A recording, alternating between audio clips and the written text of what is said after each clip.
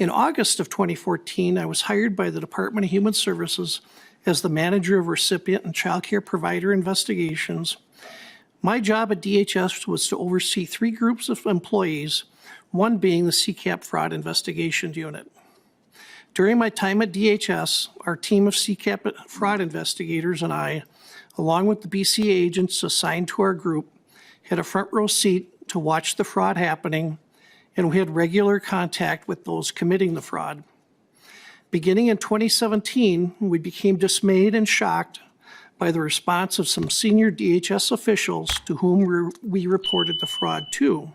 You should also know that a few of the senior level DHS officials who harassed and abused our unit for committing the sin of trying to expose a huge amount of fraud in the CCAP program are still working at DHS today.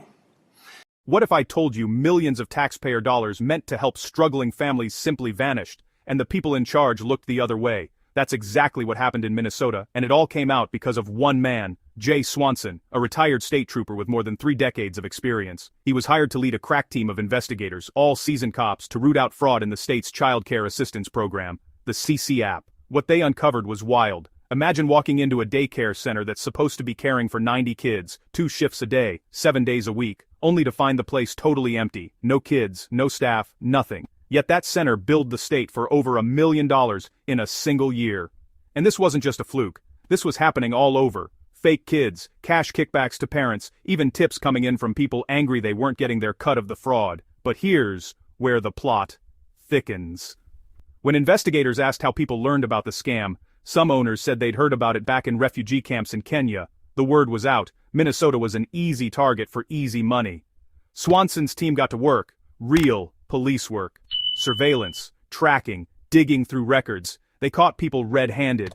Agents seized phones and found texts like, "How much longer are you going to do the daycare scam?" with replies about buying homes overseas while on public assistance, vacationing in Dubai. By 2017, they'd stopped millions in fraudulent payments and landed felony convictions. That's when the trouble really started. Instead of being praised, Swanson's team faced a wall of resistance from their own bosses at the Department of Human Services. Suddenly, they were told to route all answers through management before talking to auditors. A senior official stormed in, demanding Swanson delete key evidence from his reports. Swanson refused, pointing out that was actually illegal. From there, it got ugly. The department hired outside consultants, with no fraud experience, to discredit the investigators. They got dragged into endless meetings, pulled off cases, and slowly stripped of their ability to investigate. The final blow? Swanson and his top supervisor lost control. Now cases would be selected by a committee mostly made up of officials with zero investigative background. They were directed to treat a $50,000 fraud case the same as a $2 million one. Everything about the process was designed to slow things down and keep things quiet. So, Swanson quit. He'd spent his career fighting crime, and now he was watching millions vanish, not just ignored, but actively protected by the very people supposed to stop it. He didn't have to testify. He could have walked away quietly, but he chose to speak up because he believed Minnesota deserved the truth. And now, so do you. If this opened your eyes, share it, and subscribe for more stories about whistleblowers and the real costs of government cover-ups. Because what happened here, it's not just about fraud, it's about what happens when those in power protect themselves instead of the people they serve. Stick around. You'll hear Jay Swanson's testimony in full next. Trust me, you won't want to miss it.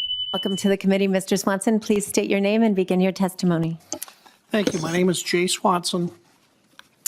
Chair Robbins and committee members, as I said, my name is Jay Swanson. I'm a retired state employee and have been for almost 7 years. Well, I didn't volunteer to be here today. When I was asked to testify, I realized that I had a moral obligation to the honest people of Minnesota to tell you what I experienced. As a bit of background, I was a Minnesota state trooper for over 34 years, serving in many different assignments over that time, including conducting and supervising criminal investigations. In mid-2014, I retired with the rank of captain. In August of 2014, I was hired by the Department of Human Services as the manager of recipient and child care provider investigations, where I worked until mid-2019. My job at DHS was to oversee 3 groups of employees, one being the CCAP Fraud Investigations Unit. During my time at DHS, our team of CCAP fraud investigators and I, along with the BCA agents assigned to our group, had a front row seat to watch the fraud happening, and we had regular contact with those committing the fraud. Beginning in 2017, we became dismayed and shocked by the response of some senior DHS officials to whom we reported the fraud to.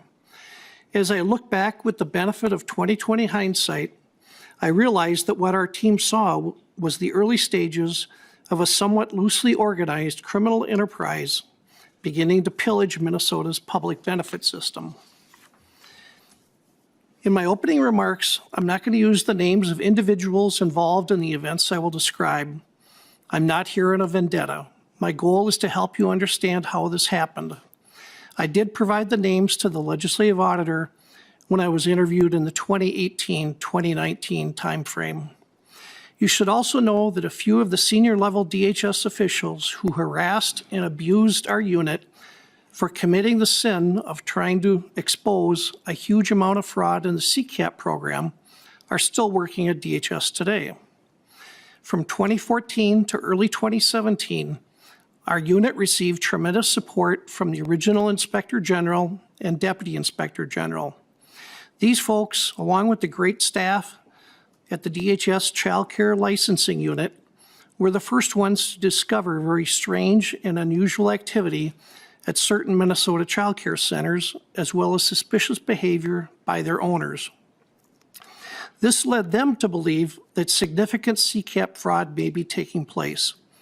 The DHS child care licensing staff spent a great deal of time after we were hired teaching us what would be normal activity at a child care center and what would be abnormal or suspicious. Just so you're aware, our investigators were all retired police officers. They averaged 20 years of experience with extensive experience investigating everything from fraud to narcotics trafficking to homicide. These were veteran cops, but they knew nothing about child care centers. But the DHS licensing folks took care of us.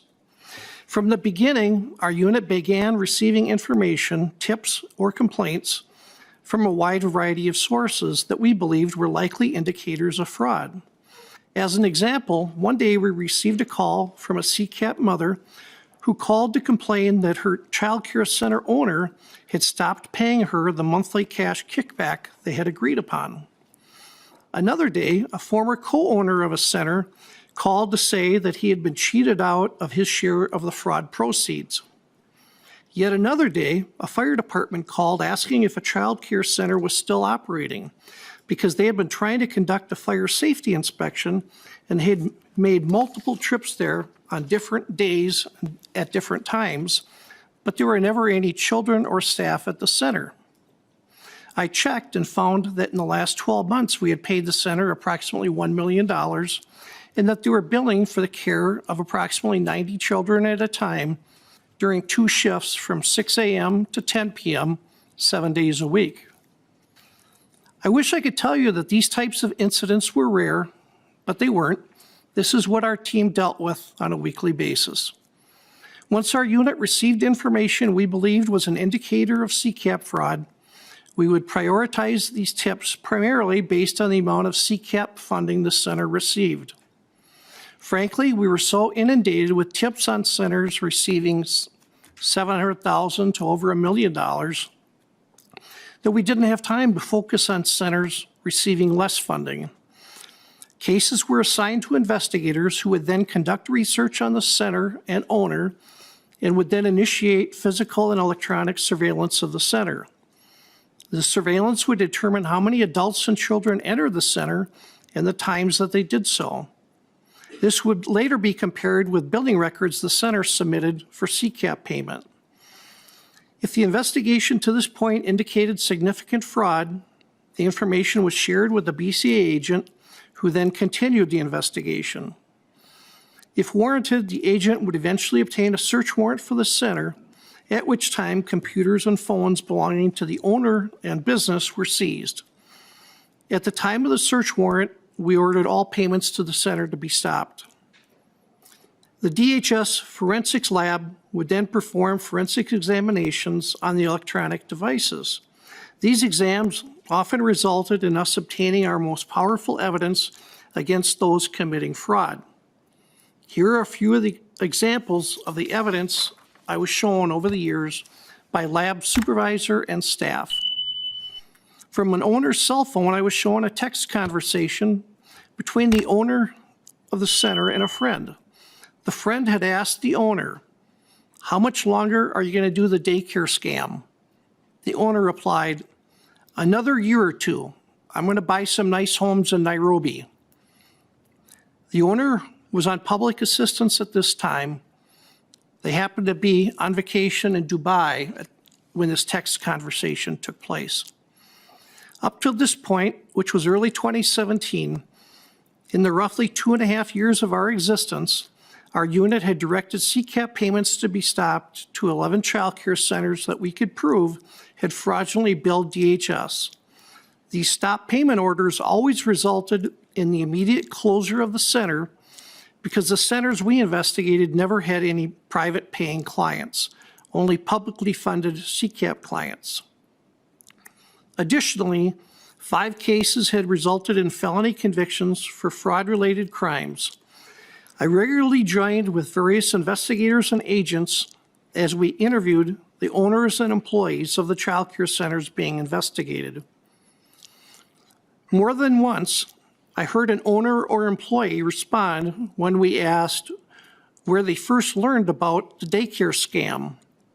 They would say they had first heard about it while in the refugee camp in Kenya.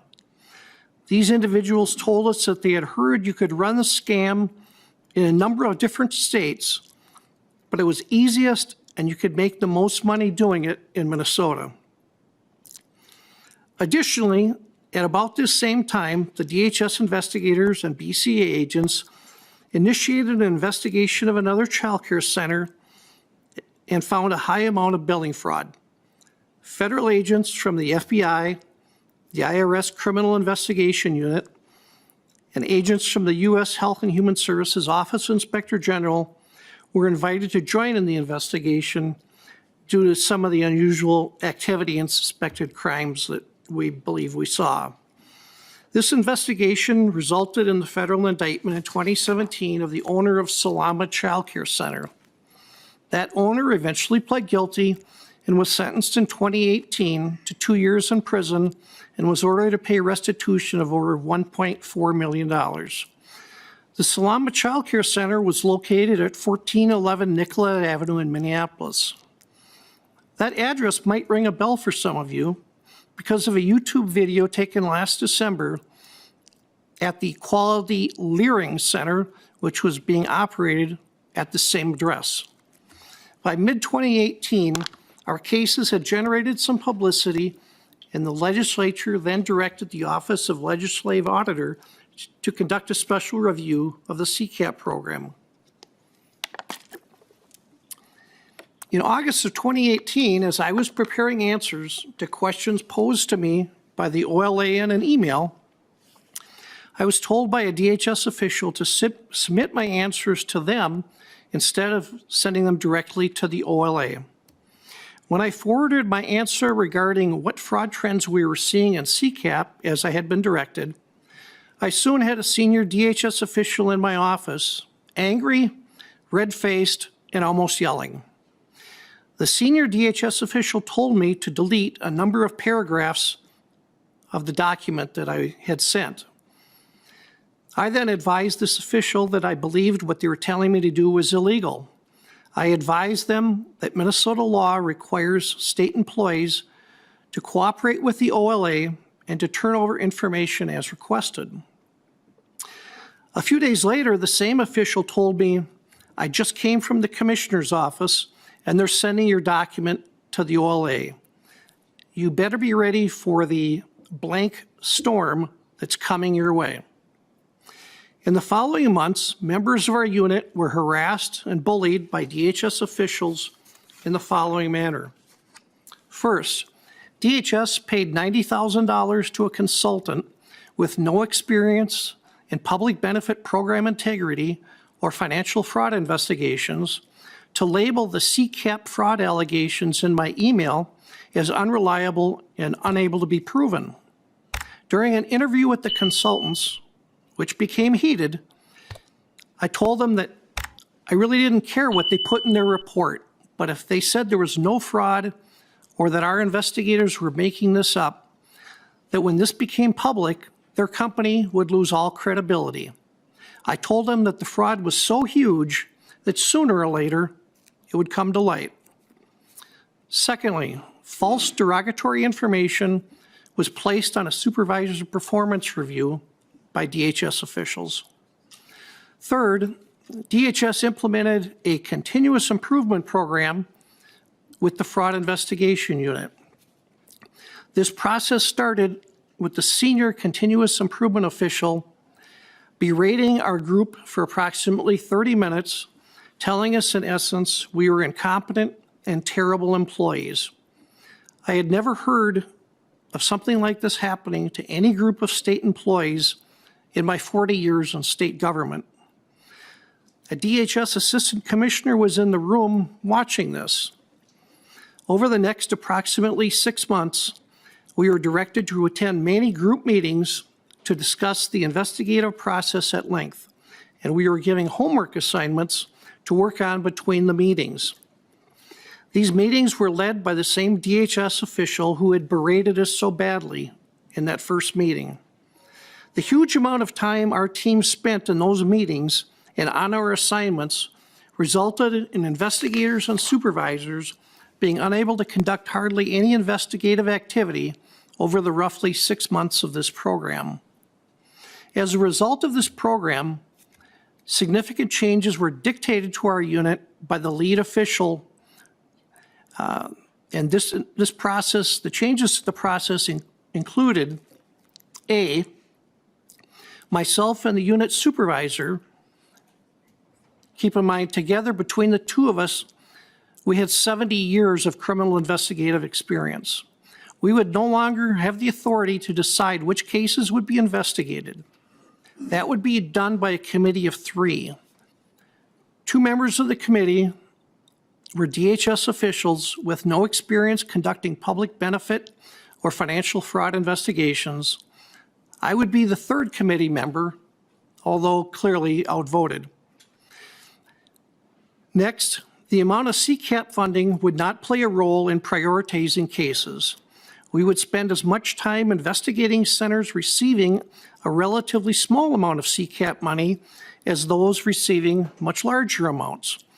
The result of this meant that roughly 50% of our limited investigative capacity would be spent on centers likely billing CCAP for less than $100,000 a year. It would also result in our team spending 50% less investigative hours on cases involving centers billing CCAP over $1 million a year. Next, investigators could only contact BCA agents after receiving permission from a DHS official. Lastly, DHS officials advised the BCA agents to vacate our building. They would no longer have an office at DHS. At this point, in June of 2019, I submitted my resignation/retirement notice effective July of 2019. I advised the members of the Fraud Investigation Unit that I was not going to be a party to this. In closing, I would like to make the committee aware that the CCAP fraud supervisor and I had each worked for the state for 25 and 34 years respectively, each of us in the Department of Public Safety, at the BCA and the State Patrol, where the theft or loss of even $50 would not have been tolerated. I can't tell you how shocked we were to come to the Department of Human Services and learn after a few years that not only was the theft of untold millions of dollars tolerated, but those who tried to stop it would be subjected to the wrath of high-ranking department officials.